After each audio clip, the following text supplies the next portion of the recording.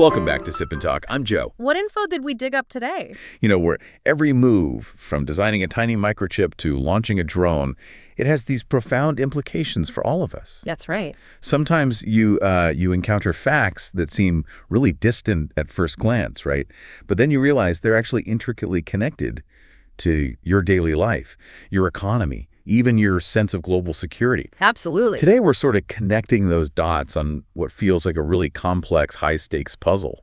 It's great to be back. Today, we're definitely going to unpack some truly significant and frankly rapidly evolving developments. We're talking Taiwan, strategic shifts in U.S. defense posture, and the dynamic nature of modern conflict. That sounds like a lot, yeah. It might sound heavy, but we're going to break it down so it not only makes sense, but hopefully reveal some genuinely fascinating insights into the world we're all living in. Absolutely.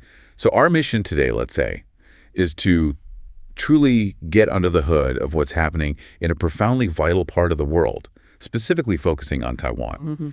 We're talking about an insightful interview with Taiwan's Vice President, Bi-khim Hsiao, alongside some really eye-opening reports about U.S. shipbuilding initiatives and these innovative, almost revolutionary new ideas in warfare, particularly around drone tactics. Right, the drone aspect is huge. We're going to help you connect these seemingly disparate pieces and maybe see the much larger picture of, well, how close global conflicts might truly be. Okay, let's unpack this. Our deep dive today, it really begins with Taiwan, an island nation whose honestly outsized role in global technology, touching everything from your smartphone to advanced defense systems, makes it an indispensable player on the world stage. It really does. It's not just some hypothetical connection. It's a deep foundational link to how our modern world actually functions. Yeah, and what's truly fascinating here is just how critical Taiwan's position has become in that global tech supply chain. It's not overnight either. For decades, they've meticulously cultivated this incredibly comprehensive semiconductor ecosystem. Right, ecosystem is the word. Think about it. They have everything. The massive wafer fabrication plants, the design companies, all the way down to the highly specialized chemical suppliers and the, intricate machine tools needed to produce these incredibly complex chips. Wow. And this entire industry operates with, frankly, astonishing efficiency and reliability within Taiwan's relatively compact geography. It creates this powerful synergy that's really difficult to replicate anywhere else. So it's not just that they produce chips, it's the depth of their expertise. Right. The sheer completeness of their industrial infrastructure and, I guess, the speed at which they innovate, too. It's remarkable how an entire global industry can be so concentrated geographically. Exactly, and the numbers really underscore this point. Taiwan produces approximately 60% of the world's chips. But, okay, that figure becomes even more staggering when you focus on the high-end chips. The really advanced stuff. Yeah, they account for an astounding 95% of those cutting-edge components. And these aren't just any chips. These are the critical processors vital for AI, advanced defense tech, and virtually every piece of modern electronics we rely on daily. Data centers, cars, you name it. 95%. That's hard to even grasp. It is. And beyond the sheer output, there's this crucial, often overlooked element of trust and reliability. It really stems from Taiwan's democratic values. In a world, increasingly concerned with supply chain security and geopolitical influence. Which we definitely are. Right. Sourcing your most critical components from a trusted, transparent democracy like Taiwan offers this invaluable layer of predictability and sort of long-term stability that authoritarian regimes simply cannot match. It's a strategic differentiator. It ensures not just technical excellence, but that foundational integrity for global tech ecosystems. That deeper strategic value of trust, yeah, that makes a lot of sense. You wouldn't want the foundational brain of your critical infrastructure coming from somewhere unpredictable or, potentially hostile. Precisely. But given how critical they are they just sticking with that? Or are they actively thinking about economic diversification to maybe mitigate some of that inherent risk? That's a really perceptive question, and the answer is a resounding yes. Taiwan is vigorously pursuing economic diversification precisely to reduce any over-reliance on a single market, especially given the geopolitical climate. Makes sense. Over the past decade, for instance, we've seen a significant and quite deliberate decrease in Taiwan's outbound investment going to mainland China. Oh, interesting. Instead, they've been strategically reorienting those investments towards Southeast Asian countries. That's part of their new southbound policy, and notably a massive shift towards the United States. So they're not just hedging their bets, they're intentionally reshaping their global economic partnerships. actively choosing. Precisely. And the scale of the shift towards the U.S. is truly massive. Consider TSMC, Taiwan's semiconductor giant. They've committed an astounding $165 billion in investment in the U.S. $165 billion. Wow. Yeah. And that's not just a large sum of money. For our listeners, that figure represents the largest foreign greenfield investment in U.S. history. Greenfield meaning building from scratch. Exactly. Building entirely new facilities from the ground up, literally on undeveloped land, not just buying existing companies. It signifies this profound long-term commitment to establishing completely new operational bases. And it brings not just capital, but also their proprietary processes, advanced equipment, and thousands of highly specialized jobs. That's huge for the U.S. economy, too, then. Absolutely. Vice President Hsiao emphasized this point. It isn't a one-way street. The Taiwanese and U.S. economic systems are profoundly interdependent. They are actively forming this mutually beneficial ecosystem that enhances supply chain resilience and diversification for both economies. It creates a stronger, more robust global network against potential disruption. So Taiwan is this incredibly vital player, a global tech titan, strategically diversifying its economic connections to enhance resilience. Makes sense. But as Vice President Bi-khim highlighted in her recent interview, that peaceful, productive existence is under some serious and, well, escalating pressure. This is where the geopolitical complexities truly intensify, isn't it? Because it's certainly not business as usual over there. Indeed. The pressures Taiwan faces from China are multifaceted and have definitely been escalating for years now. For the Taiwanese people, this translates into a daily reality of China's increasing military presence around the island. This isn't just theoretical news headlines for them. Not at all. It involves frequent, unannounced military exercises, air incursions where Chinese aircraft cross the median line of the Taiwan Strait, which they didn't used to do routinely. Right. And naval vessels regularly circumnavigating the island. These are quintessential examples of what we call gray zone tactics. Action short of actual war, but definitely hostile. Exactly. Actions deliberately between outright peace and open warfare. The intent is to use a variety of hybrid tools: military intimidation, economic pressure, cyber attacks, disinformation to coerce Taiwan without triggering an explicit military conflict. Think of it as a constant, low-grade but persistent squeeze designed to incrementally erode Taiwan's sovereignty and resilience. So it's like this persistent psychological and military pressure campaign deliberately calibrated to avoid firing the first shot, yet it's always there, always felt. Exactly. And China's military ambitions aren't confined solely to Taiwan either. Their naval and air presence has expanded significantly into the broader South China Sea, near Japan, Australia, New Zealand. They're projecting their capabilities even further. Bases and influence reaching as far as the Middle East and Djibouti. Djibouti, wow, that's far. Yeah. Vice President Hsiao specifically highlighted China's alarming militarization of artificial islands in the South China Sea. That raises serious concerns about international rules, particularly the freedom of navigation that is absolutely critical for global trade and the economy. That's a profound point. So this isn't just a regional issue affecting Taiwan. It has these far-reaching global implications for how nations interact on the high seas and beyond. Affects everyone. Absolutely. And what's particularly alarming in this context is China's staggering shipbuilding capacity. This connects to the U.S. part later. Definitely. They account for over 50% of the global total. That figure is approximately 250 times that of the United States. 250 times. Yeah. It's hard to fathom. And this isn't just about building ships faster. This dominance is heavily subsidized by the Chinese government. Low-interest loans, land incentives, preferential policies. It creates an unprecedented scale and cost advantage. This kind of scale is creating a significant strategic imbalance in terms of fleet size and maritime presence. So they can just outbuild everyone else. Pretty much. And while China is also rapidly advancing in military technologies, things like robotics, unmanned systems, it's worth noting that these newer technologies are largely unverified in real combat. Right. Untested. And Taiwan, understandably, hopes it doesn't become the proving ground for these new capabilities. So on top of the visible military pressure, the ships and planes, there are these more subtle, yet maybe more insidious forms of attack, right? Like the mind games you mentioned earlier, the cognitive stuff. Precisely. China is engaged in what's broadly termed cognitive warfare and extensive disinformation campaigns. They actively exploit Taiwan's open and free media environment, which is a strength of democracy, but also a vulnerability in this context. How do they exploit it? They disseminate false or misleading information across social media platforms, sometimes through seemingly innocuous civic groups, and even by leveraging prominent influencers. The overarching aim is always to sow division within Taiwanese society, erode public trust in their democratic institutions, and undermine confidence in their government and military. What specific kinds of stories or narratives are they pushing? Is it like really obvious propaganda, or is it more nuanced and harder to spot? It's a sophisticated mix, actually.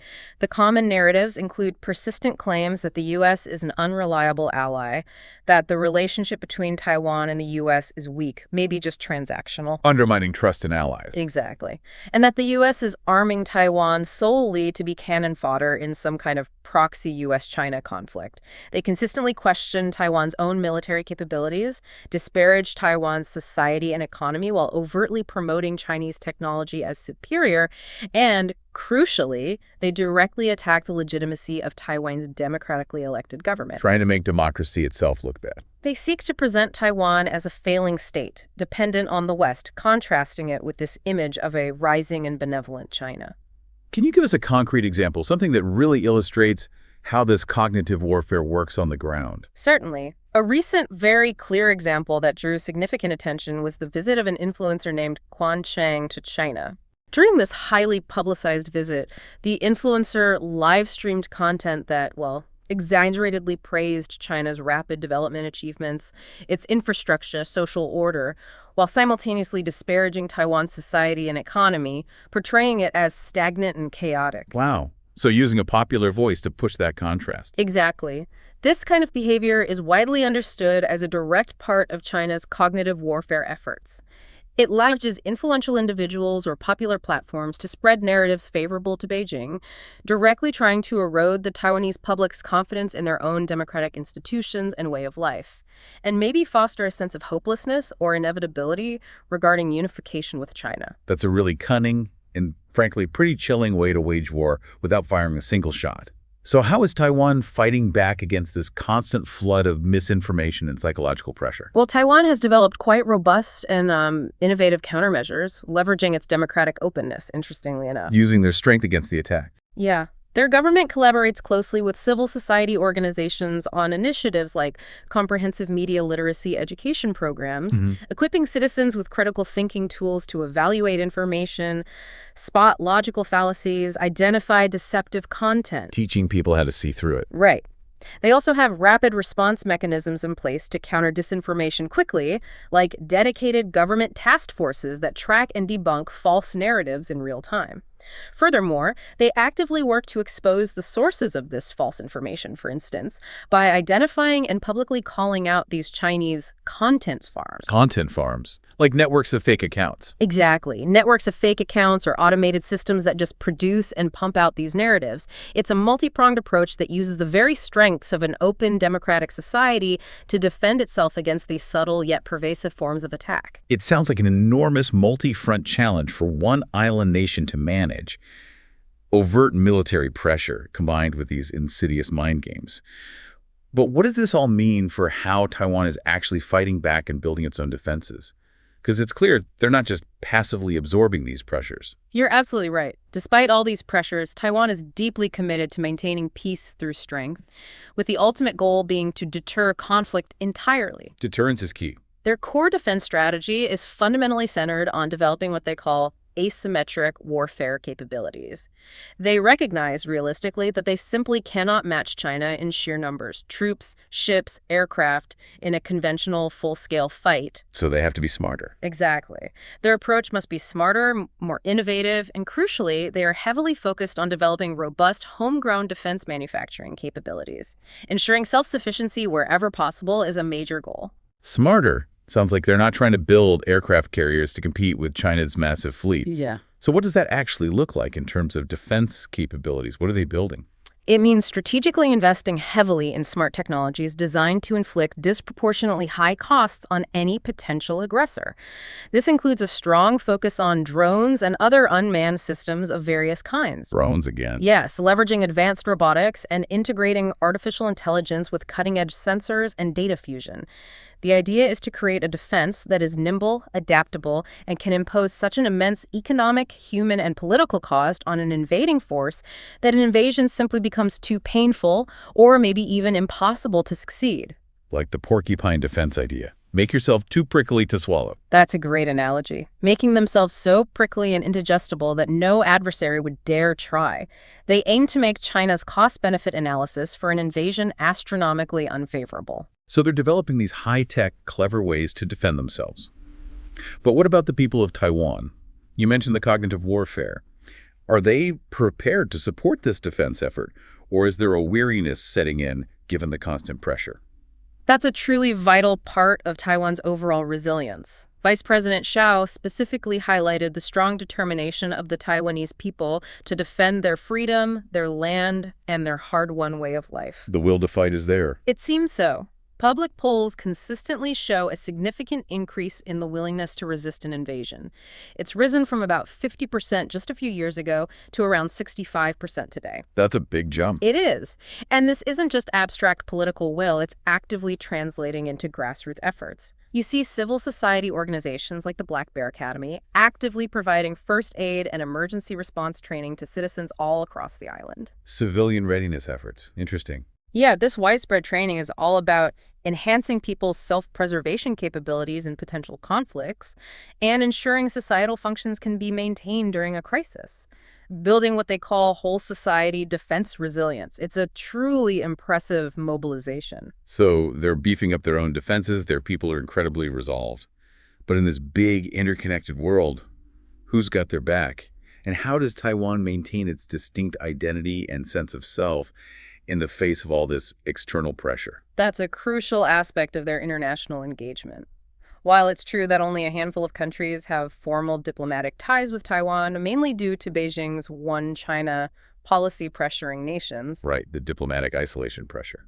There's growing international support, particularly among democracies, for Taiwan's meaningful participation in international organizations. There's a widespread recognition now that peace and stability in the Taiwan Strait aren't just regional concerns. They are absolutely vital for global prosperity, especially given Taiwan's economic centrality. The chip factor again. Exactly. Many nations understand that allowing a forced annexation of Taiwan would have catastrophic global ramifications far beyond the island itself. And the U.S. has a pretty long-standing kind of unique relationship with Taiwan, doesn't it? Indeed. The U.S. continues to provide assistance for Taiwan's self-defense capabilities, primarily through the Taiwan Relations Act and the annual National Defense Authorization Act. Vice President Hsiao emphasized that Taiwan's trust in the U.S. is built on this robust, bipartisan legal framework that has spanned different U.S. administrations. So it's not just about who's in the White House. Right. It provides a consistent and predictable foundation for their security cooperation. It underscores that U.S. support for Taiwan's defense is, ideally, a deeply embedded legal and strategic commitment. That deep historical and legal context really matters. What about Taiwan's identity, though? In the face of all this external pressure and the constant assertion from Beijing that it is part of China, how do they define themselves? It's deeply rooted in their unique and often challenging history. Taiwan's freedom, as Vice President Hsiao eloquently put it, is hard-won. They have this long history of colonialism and foreign occupation, Dutch, Spanish, Japanese rule, then a period of authoritarian rule under the KMT. A lot of external control. And it was through generations of struggle and eventually democratic elections that the Taiwanese people finally gained the right to determine their own future. She used a powerful analogy comparing Taiwan's resilience to a burning bush. A burning bush, like the biblical story. Yeah. For her, this symbolizes resistance to oppression, spiritual continuity, and rebirth amidst persecution, a spirit she feels is deeply embedded in Taiwanese society. It's a metaphor for persistent hope and enduring strength despite overwhelming odds. That's a profoundly evocative image. Really captures their struggle and resolve, doesn't it? It truly does. It powerfully reinforces the core belief that no country or people, regardless of its size, is too small to deserve freedom. Taiwan is absolutely determined to defend this hard-earned liberty, and its identity is just inextricably linked to its democratic values and self-determination. Wow. Okay. We've covered a lot of ground on Taiwan, its indispensable global role, the complex and escalating threats it faces, and its incredible determination to defend itself. But this isn't a story in isolation, is it? Not at all. The strategic vulnerabilities Taiwan experiences and its tenacious efforts to build resilience are directly influencing major global powers. And perhaps nowhere is this more evident than in the surprising, maybe and massive industrial pivot underway right here in the United States, a dramatic shipbuilding surge. Yeah, it's a huge shift. You might think shipbuilding is, I don't know, a relic of history, but the reasons behind its current resurgence are absolutely foundational to modern global security and economics. Why are they suddenly so focused on it now? Well, what's fascinating here is that the U.S. shipbuilding revival is driven by a confluence of critical factors. Primarily, it's a direct response to China's burgeoning naval dominance. The numbers we talked about earlier. Exactly. China's shipbuilding xi, or hegemony in this sector, is truly astounding. Their global market share for shipbuilding has soared from maybe 5% in 1999 to over 50% by 2024. And again, this isn't just organic growth, it's strategically engineered dominance. Used by the state. Heavily fueled by substantial government subsidies, low-interest loans, land incentives. It massively reduces costs for Chinese shipyards, allowing them to outcompete almost anyone on price and speed. This sheer scale and state backing create a direct and significant challenge to U.S. global maritime influence and are creating a profound imbalance in naval capabilities. So it's not just that China builds a lot of ships, it's that they build them so much faster and cheaper because of that government backing, creating this overwhelming advantage. Exactly. And the numbers, again, make this disparity stark. China's shipbuilding capacity is estimated to be over 200 times that of the U.S. Still mind-boggling. It directly impacts U.S. national security. Consider this. The U.S. Navy fleet size has shrunk dramatically, from 471 ships in 1992, end of the Cold War, Right. to around 296 by December 2024. In stark contrast, China's fleet has grown to 370 ships, with projections hitting 400 by 2025 and maybe 440 by 2030. That gap is widening fast. This rapidly growing disparity necessitates a significant fleet expansion for U.S. national security, protecting vital global trade routes, ensuring freedom of navigation, projecting global power to support allies. Without a larger fleet, the U.S. simply cannot maintain its strategic commitments. Those numbers are truly striking, revealing a dramatic shift in naval power. So it's fundamentally about catching up defensively and maintaining global influence. Right. But is there also a significant economic play here for the U.S., a domestic angle? Absolutely. Economic revitalization and job creation are major motivations alongside national security. The U.S. shipbuilding industry has seen a dramatic decline over decades, building 70 commercial and military ships annually in 1975. 70 a year? Yeah, down to a mere 5 now. 5, wow. This decline is largely attributed to high domestic costs and fierce international competition, especially from subsidized foreign yards. So reviving this industry is seen as a key strategy for stimulating economic growth and creating numerous high-paying jobs across various sectors: engineering, skilled trades, manufacturing. Bringing those jobs back. Right. And looking ahead, maybe to 2025, there are proposed policy measures like the USTR's February 2025 proposal. They're talking about levying substantial port fees, up to $1.5 million on Chinese-built ships entering U.S. ports. That's aggressive. And coupling that with direct subsidies of $1 million for U.S.-built vessels. It's a clear, aggressive move aimed at directly protecting the domestic industry and weakening China's competitive advantage. So it's about catching up with China, beefing up security, and creating jobs, a truly massive undertaking. But who exactly benefits from this? I mean, beyond the obvious shipyards, who else is getting a piece of this immense economic pie? It's not just welding metal, right? It's a monumental industrial effort. This is where it gets really interesting in terms of the economic ripple effects across the entire industrial base. The benefits of this shipbuilding push extend far beyond just the shipyards themselves. Okay, lay it out for us. Which industries are poised to see a significant boom from this? Well, directly benefiting, of course, are the shipyards themselves, both military and commercial. Defense contractors are seeing significant increases in warship orders, including substantial investments in unmanned vehicle programs and the reconstruction of the amphibious fleet, aiming for about 31 ships. Unmanned ships, too. Definitely. This surge naturally drives immense demand for steel and other material suppliers. And not just any steel, right? Specialized, high-tensile alloys designed for modern warships, requiring precision manufacturing, advanced metallurgy, injecting billions into steel plants and their workers. High-tech materials. Exactly. The same goes for machinery and equipment manufacturers. We're talking everything from advanced propulsion systems, sophisticated navigation equipment, cutting-edge weaponry systems, complex robotic welding machines, advanced sensor arrays. Each component represents multi-million-dollar contracts and drives innovation across countless factories and their workforces. So a huge boost for heavy industry and the advanced manufacturing that supports it. But what about the less obvious connections, the sort of secondary effects? Well, indirectly benefiting will be the commercial shipping sector. As policies encouraging the use of U.S.-flagged ships come online, that should boost that sector and maybe create new domestic shipping routes. More U.S. ships carrying U.S. goods. Hopefully. Also, engineering design firms will see a surge in demand for naval architecture and vessel design services, requiring highly skilled engineers and specialists.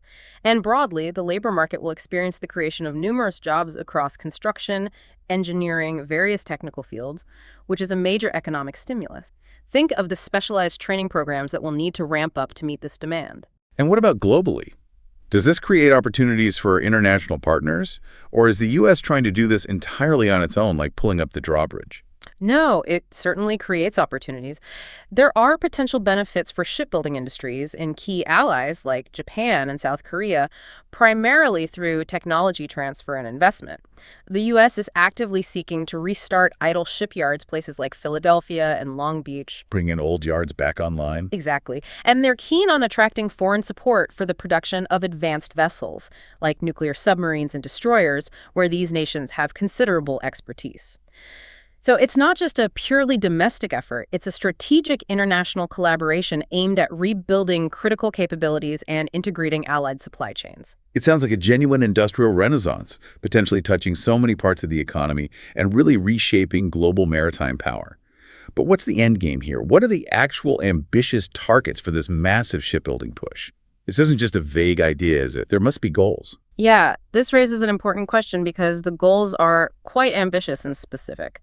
For the naval fleet expansion, the primary target is to increase the U.S. Navy fleet from its current, say, 296 ships in 2024 to somewhere between 380 and 390 ships. The long-term aspiration is hitting 390 by 2054. 390 ships by 2054. That's a lot of ships. It's a monumental task. It requires constructing 364 new ships over that 3-decade period. Annual investments are projected to be in the tens of billions of dollars. This level of sustained investment really underscores the strategic imperative they feel. That's an incredible long-term commitment, essentially building a substantial part of the fleet from scratch over 30 years. And what about commercial shipping? Is there a similar target there? On the commercial shipping revitalization front, the aim is equally ambitious. Increase the proportion of U.S.-flagged ships transporting exported goods to 15% within 7 years, say 2025 to 2032. 15% from what level now? Must be low. It's very low currently. Furthermore, a specific subset of this goal is to ensure that 5% of those goods are carried specifically by U.S.-built vessels. So it isn't just about military might, it's about rebuilding a domestic commercial maritime capacity that has really withered for decades, ensuring greater economic resilience and self-reliance in global trade.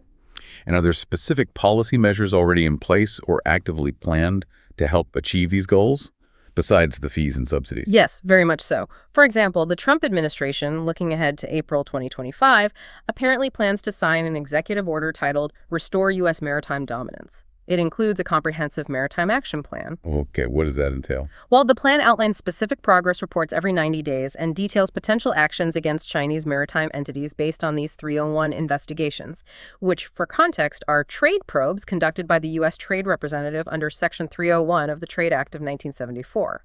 They allow the U.S. to investigate unfair trade practices and impose retaliatory tariffs or other trade remedies. So using trade tools as well. Right. The ongoing implementation of those port fees on Chinese ships and subsidies for U.S. ones, along with limitations on China's logistics systems, it's all part of this aggressive policy push to level the playing field and protect the domestic industry.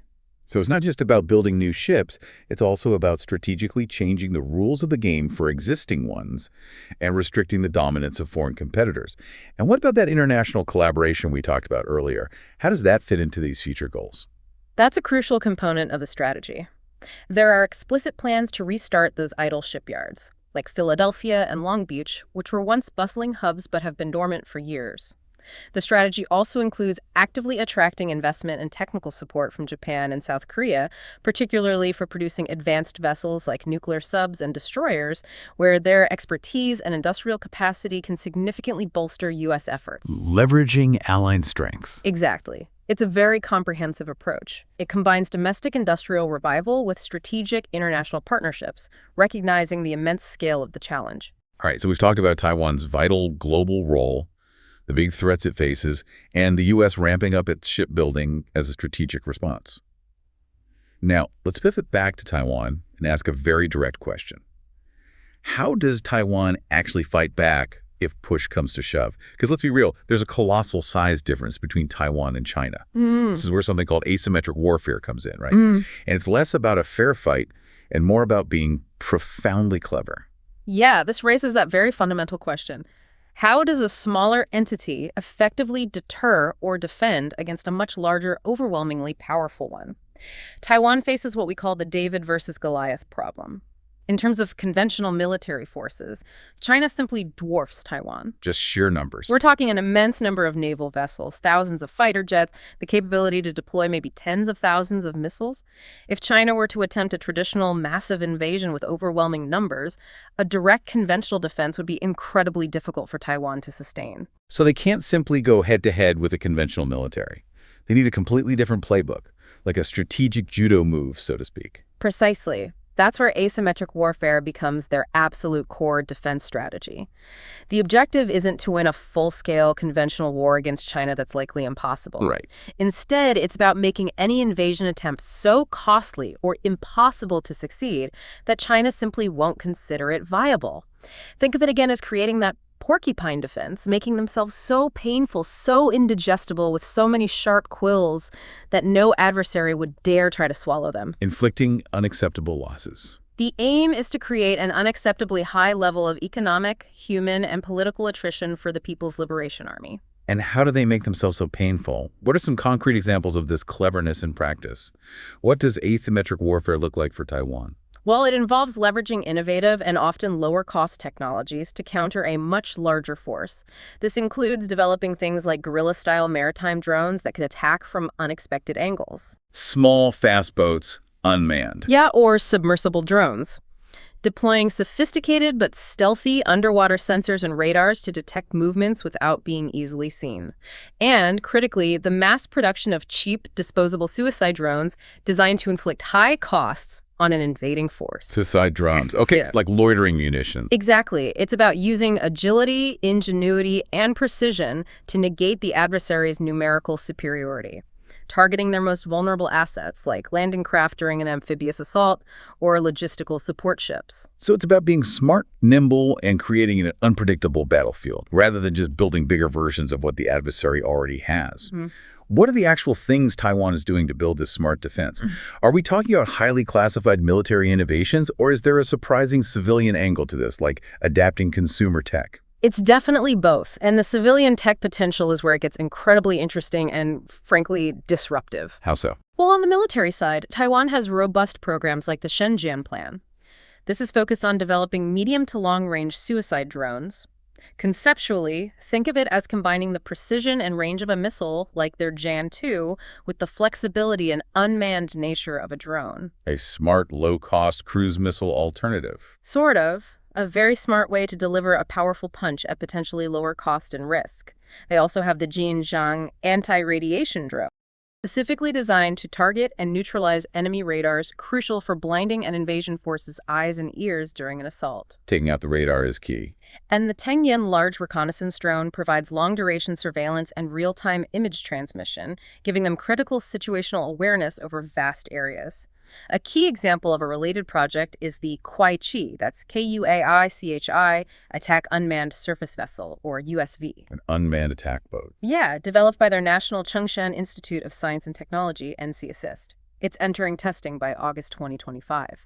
This demonstrates their commitment to unmanned systems across air and sea, crucial for targeting an invasion fleet. So they're building specialized military drones and unmanned boats, which makes sense. But you mentioned a surprising civilian angle. How does Taiwan's commercial tech sector contribute to this defense strategy? This is where Taiwan's robust, world-leading tech industry comes into play in a different way. Taiwanese drone startups like Thunder Tiger Tech and Gigatech are increasingly developing and offering commercial and military hybrid models. Spurring the lines. Yeah. And the truly significant part, what we've seen proven on battlefields like Ukraine, is how civilian-grade commercial drones can be quickly, cost-effectively, and effectively adapted into guerrilla weapons. Like modifying DJI drones. Potentially, yes. Off-the-shelf drones, often inexpensive and widely available, can be modified for reconnaissance, target acquisition, or even as improvised explosive devices. Taiwan aims to leverage this pervasive civilian tech capability with an ambitious goal of producing 15,000 drones per month by 2028. 15,000 drones a month. That's an astonishing number. It is. It's about making defense accessible, scalable, and difficult for a large conventional army to counter due to sheer volume and low cost, flooding the zone. But with all this innovation and ambition, are there hurdles they're facing in implementing the strategy? It can't be easy. Absolutely. Despite their technological prowess and the clear urgency, they face challenges.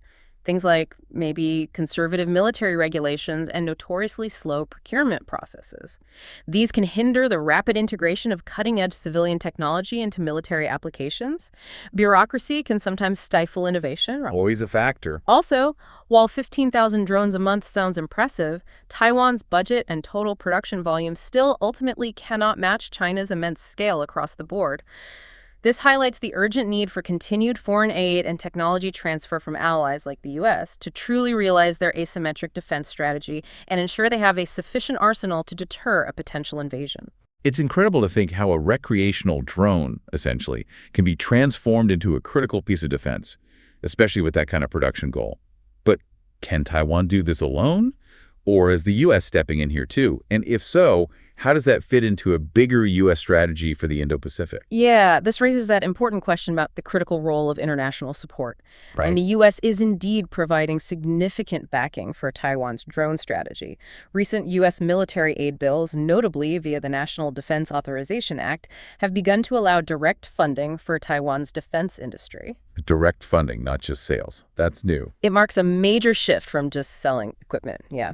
The American Institute in Taiwan, AIT, the de facto U.S. embassy, has been actively engaging with Taiwanese manufacturers to discuss the specifics of drone cooperation, sharing technical expertise, streamlining procurement. The Pentagon has explicitly stated the need to assist allies in building their own autonomous drone and missile capabilities, Helping them build their own capacity. seeing it as crucial for distributed deterrence and regional stability. So it's not just about selling them off-the-shelf military equipment. It's about helping them build their own and doing it smartly with cutting-edge tech. Exactly. On the technological collaboration front, the U.S. is already working with allies like Australia on advanced AI drones, like the Skyboard program, which explores teaming AI with manned aircraft. There's a clear expectation that the U.S. will authorize or assist Taiwan in establishing suicide drone swarm operational systems. Drone swarms, that sounds futuristic. It's becoming current reality. The U.S. Replicator program, which aims to deploy hundreds of thousands of affordable, attritable autonomous systems, well, it sees Taiwan as a potential key site for creating that hellscape to deter an invasion. Hellscape again, pretty intense terminology from the Pentagon. It paints a clear picture of the deterrence goal, doesn't it? The idea is to flood the battle space with so many low-cost, expendable drones that any invading force faces an unmanageable, unquantifiable, and unacceptable level of attrition, making an invasion simply not worth the cost. So Taiwan could become a key part of this broader U.S. drone defense network in the region, a sort of frontline node. That's the strategic position. Taiwan has the potential to become a vital Western Pacific drone defense line, which would significantly help the U.S. in countering China's ambitions within what's known as the First Island Chain. Remind us what the First Island Chain is. Right. For our listeners, this refers to a series of archipelagos stretching from Japan down through Taiwan, the Philippines, and towards Borneo. It acts as a critical strategic barrier in the Western Pacific. Control or influence over this chain is crucial for projecting naval power and ensuring freedom of navigation. Taiwan's robust defense capabilities are really a linchpin in broader regional stability. So Taiwan's defense is critical to that whole chain. Very much so. In fact, the U.S. Commerce Department organized a visit for 26 drone and counter-drone system manufacturers to Taiwan in September 2024, explicitly seeking cooperation opportunities to bolster this capability. Now, it's important to acknowledge The flip side. Yeah. While this strengthens Taiwan's defense and aligns U.S. strategy, it could also naturally increase tensions and potentially spur an arms race in the region. It's a very delicate balance to manage. Okay, so Taiwan is getting smart with drones. The U.S. is backing that play strategically. But what about China? There's certainly no slouches when it comes to technology. How are they seeing this development, and what are they doing with drones? Are they just sitting back and watching this unfold? Oh, not at all. China is, in many ways, leading the charge when it comes to drone technology and its military applications. They are currently the world's largest drone producer. Their export models, like the Winglong and Kaihong series, are sold globally. We hear about those in other conflict zones. Exactly. Domestically, they are heavily invested in developing sophisticated swarm drone systems designed to operate in coordinated, autonomous groups that integrate with artificial intelligence for complex saturation attacks and dispersed assaults. They have explicitly studied lessons from the Ukraine-Russia conflict, adapting strategies for low-cost, mass deployment of unmanned systems to overwhelm defenses. Their R&D in this area is truly formidable. So they're not just building them, they're figuring out how to use them on a massive coordinated scale, potentially learning from places like Ukraine, too. And how are they trying to counter Taiwan's efforts specifically? Well, on the counter-Taiwan strategies front, they are rapidly enhancing their electronic warfare capabilities, specifically to jam Taiwan's drone communications and GPS signals, effectively blinding and disabling them mid-flight. Electronic warfare, the invisible battle. Very much so. They also engage in significant propaganda and psychological warfare, often dismissing Taiwan's drones as mere toys that can't possibly compete with China's regular army.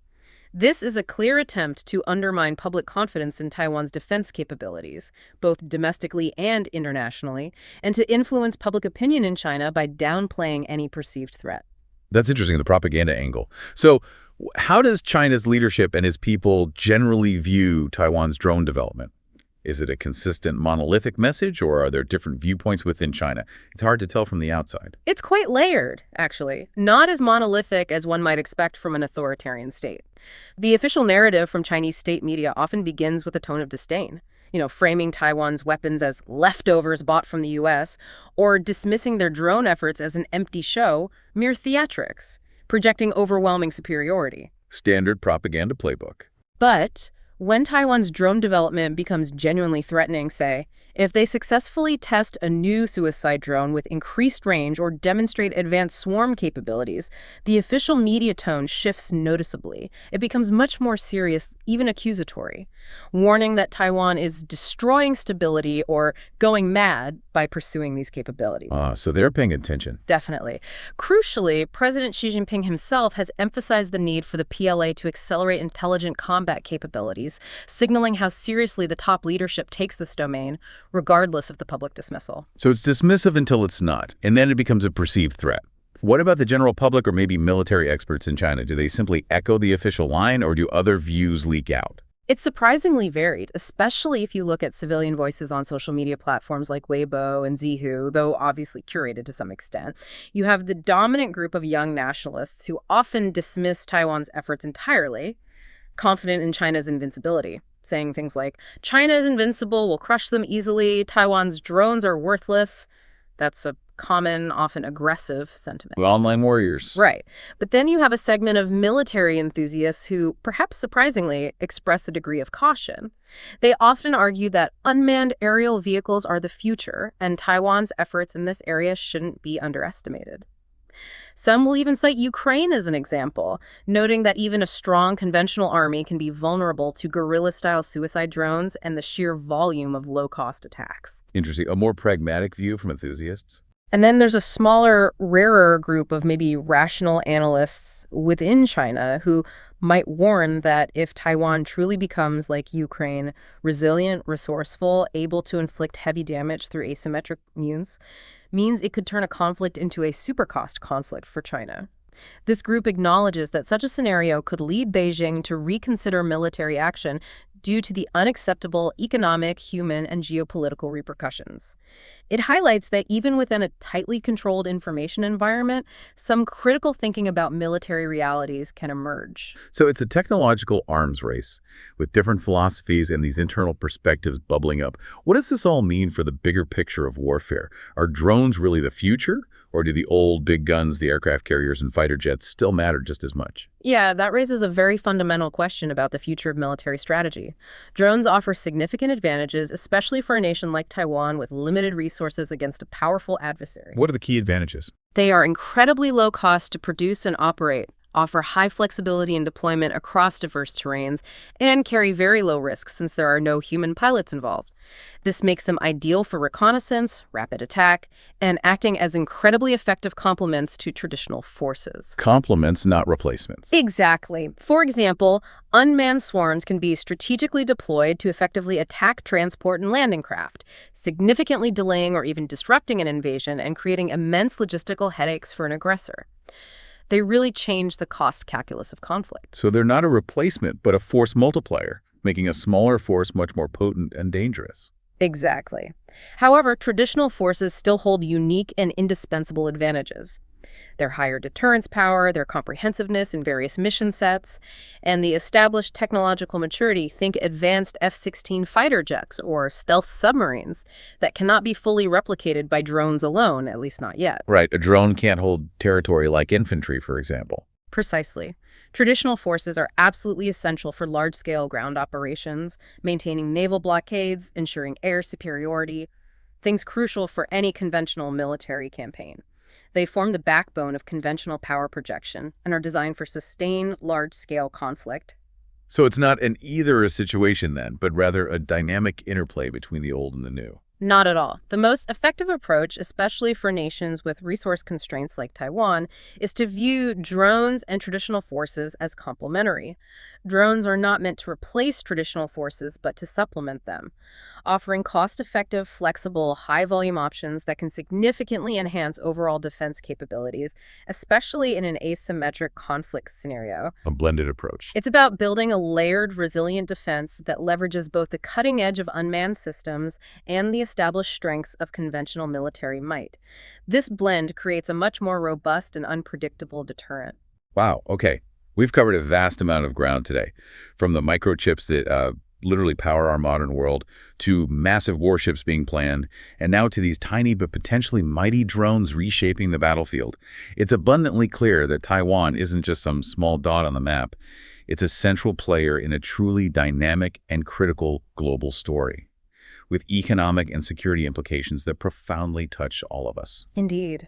To maybe recap the key threads, we've highlighted Taiwan's unique and absolutely critical position in global geopolitics, fundamentally driven by its indispensable semiconductor dominance. Can't overstate that chip importance. We've delved into the comprehensive and growing threats Taiwan faces from China, escalating military pressure, sophisticated gray zone tactics designed to coerce without outright war, and that pervasive cognitive warfare aimed at undermining societal cohesion. A multi-pronged assault, really. And in response, we've explored Taiwan's determined strategy of building whole society defense resilience through strategic military modernization, a sharp focus on asymmetric warfare, and what seems like an incredible resolve from its public. And we also thoroughly explored how the U.S. shipbuilding efforts are, well, a direct strategic response to China's rising naval power, aimed at both national security and economic revitalization here at home. A truly ambitious industrial pivot. Precisely. And In this evolving landscape, the pivotal role of asymmetric warfare and drone technology has emerged as Taiwan's crucial strategy to deter potential conflict, making any invasion attempt seem impossibly costly. The porcupine strategy in action. But what's also important to remember, and what Taiwan explicitly states as its primary goal, is the paramount importance of maintaining communication and diplomatic channels to avoid a catastrophic conflict, which they acknowledge would be a disaster for humanity and the global economy. Nobody really wins in that scenario. Deterrence aims to prevent the fight in the first place. So what does this all mean for you listening right now? As we see these powerful forces at play, the intricate economic interdependence, the massive military buildup by global powers, and the innovative new forms of defense emerging from unexpected places, it raises, I think, an important question. In a world where even the smallest player can potentially develop and deploy highly disruptive technologies, how do we rethink what security truly means? Not just for nations, but for our own interconnected lives. How do we balance this rapid technological advancement with the absolute imperative of peace and stability in an increasingly unpredictable world? It's definitely a lot to mull over. A huge thank you to you, expert speaker, for helping us navigate these complex yet utterly vital waters today. That was fascinating. My pleasure. It's been a truly insightful conversation, and I hope it sparks further curiosity and critical thinking in all of you listening. Remember, there's always more to learn and more connections to uncover in these complex issues. Absolutely. All right, before we sign off, don't forget to subscribe to The Deep Dive wherever you get your podcasts so you don't miss any of our future, deep dives into fascinating topics like this one. Thanks for joining us, everyone. We'll catch you next time.